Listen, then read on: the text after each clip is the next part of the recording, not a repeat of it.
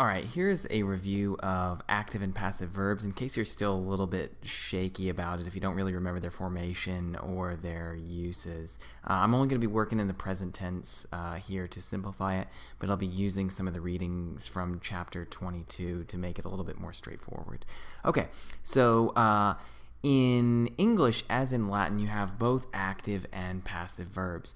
Active verbs are those which take a direct object. So, for example, you could say, Billy hits Susie. Notice that Billy is the subject and the verb hits requires something to be a direct object. It requires that he hit something. You couldn't have a sentence that simply says Billy hits. It wouldn't make complete sense.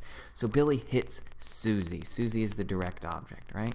That's an active verb when a subject performs an action upon a direct object. Now, a passive verb is, it involves a certain reversal of this order in that the subject is going to be the one receiving the action of the verb, right? So with a passive verb, the subject no longer performs an action, but has an action performed upon it.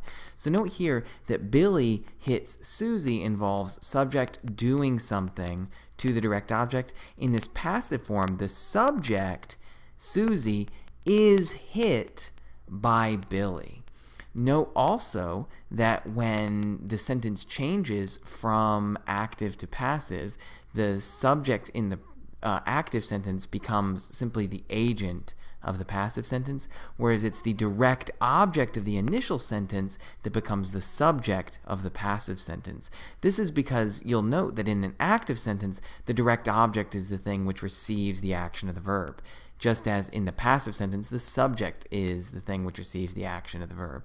So Susie here, even though she was being hit, or even though Billy was hitting her in the previous sentence, in the active sentence, she is being hit in this sentence. Notice she's receiving the action either way. It's just a different form of the verb that's employed. All right, so to form these in Latin, we'll use the verb aperire to open, since it's used quite a bit in this particular chapter. You might remember your basic active conjugation where in the present tense you end in O for first person singular, S for second person singular, T for third person singular, mus, tis, and this should actually just be NT that's highlighted there, not the UNT.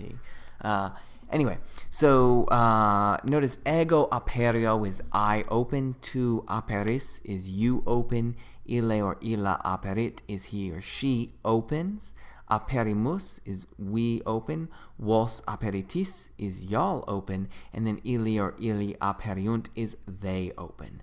But then in the passive, note that the subject is no longer performing the action, the subject is having action performed upon it. So you have aperior, I am opened, aperiris, you are opened, aperitur, he, she, or it is opened. I don't know why someone would be opened. Perhaps this is surgery or something of the sort.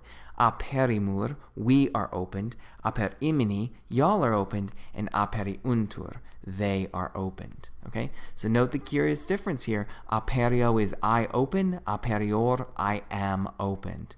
All right, so let's see this in Latin. If you have a janitor, you'll remember this is the doorman, and he aperit januam, this means the doorman opens the door. Right here, the door is the thing being acted upon, and so it's in the accusative case. It is your direct object. But you can reverse this sentence and say that the door, aperitur, is opened by the doorman. Note that the subject of the previous sentence becomes the agent in this passive sentence, whereas the direct object of the previous sentence becomes the subject of the new sentence because it's the one receiving the action. Right? So the action went from subject to direct object previously. Now the verb acts upon the subject. The action is reversed. Consider this next one. Janitor januam claudit. The doorman closes the door. Here you have a direct object. Remember, this direct object is going to become your new subject in the passive sentence.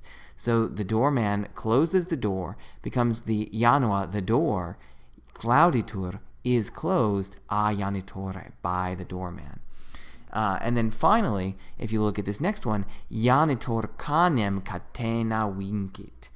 The doorman binds, vincit, the canem, the dog, catena, with a chain. Note that catena does not affect the basic grammar of the sentence. You'll have canem as your direct object here, which then needs to become your new subject in this sentence, right? So notice you have to change the case as well from accusative to nominative.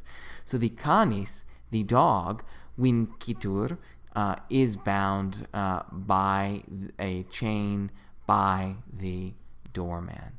All right, hopefully that was all clear. Try looking through your reading for examples of active and passive verbs, the same verb used both actively and passively, and then ask me any questions you might have in class.